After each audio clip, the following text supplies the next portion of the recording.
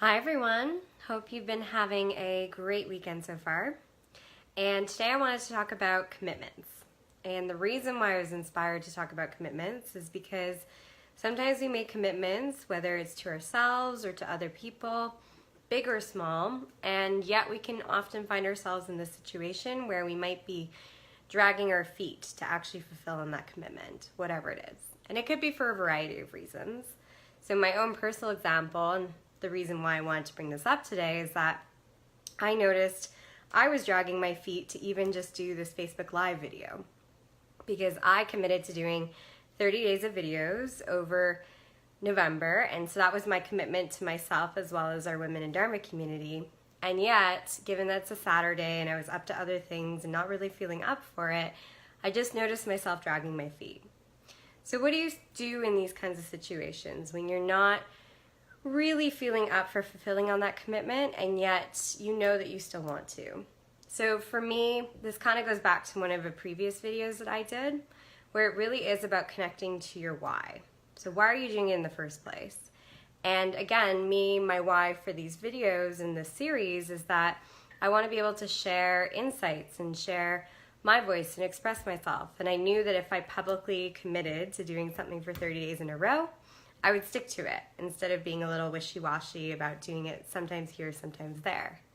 So when I reconnect back to my why, I know, okay, I'm just going to bite the bullet and go ahead and do it.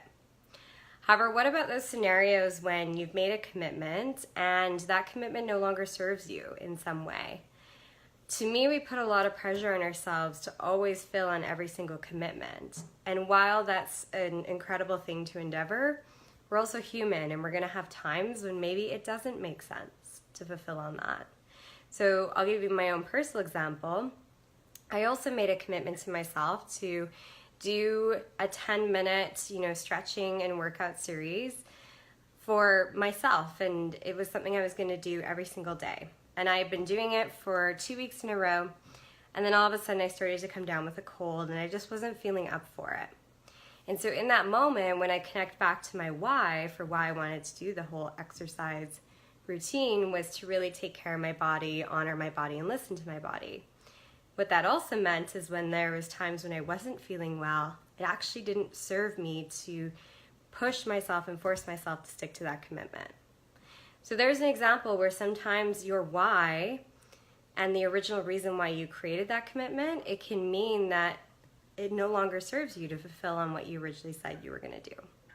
So ultimately, my suggestion for all of you is to really come back to that why and see if that's still relevant, if that really serves you, and if it still makes sense to keep that commitment going in whatever shape or form it is.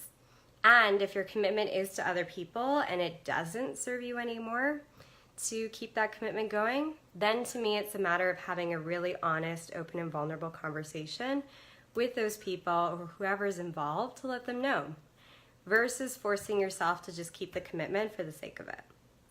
So there's my tips for you today. I'm wishing you a great Saturday, and I will see you tomorrow. Take care, everyone.